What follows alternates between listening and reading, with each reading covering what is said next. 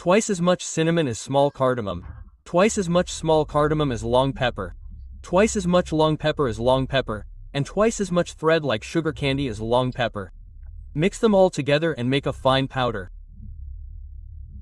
Mix about half a teaspoon of this powder with a little honey and start licking it 2 to 3 times a day.